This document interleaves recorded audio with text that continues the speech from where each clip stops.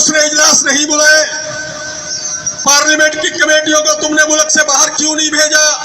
क्यों सफारतकारी नहीं की? क्यों तुमने वहां जाके लोगों को कहा नहीं?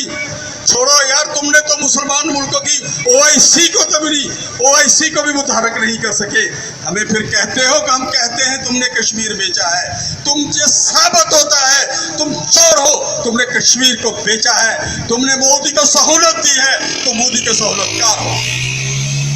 मेरे मोहतरम दोस्तों, आज ये थोड़े से वक्त में कल कायदे जमीयत ने ऐलान किया और आज पूरी कराची के हर कोने पे जमीयत उलमा इस्लाम का वर्कर झंडे लेके खड़ा हुआ है। और मैं बताना चाहता हूं मोदी को और उसके यारों को कि कान खुल के सुन ले, इस मुल्क पे जब भी कोई बुरा वक्त आया है, बस भी जमातों ने आगे होकर क़यादत की है। उन्होंने अपने खून से इस मुल्क को बचाया है। हम तुम्हें सौदे नहीं करने देंगे, हम इस मुल्क का सौदा नहीं करने देंगे जब तक हमारा एक भी साथी जिंदा है, एक भी साथी के अंदर जान है। इंशाअल्लाह पाकिस्तान की तरफ कोई टेढ़ी नजर से नहीं देख सकता। और हुक्मरानों को मैं कहना चाहता हूं, अब तो तब्दीली का जनाजा कोई पढ़ने के लिए तैयार नहीं है।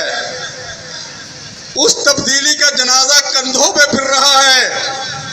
वो कहता है मेरा जनाजा दफन करो किसी कब्रिस्तान में, कोई इसको जगह नहीं दे रहा है। 2 साल के अंदर इस कौम ने देखा उस शख्स को जिसके बच्चे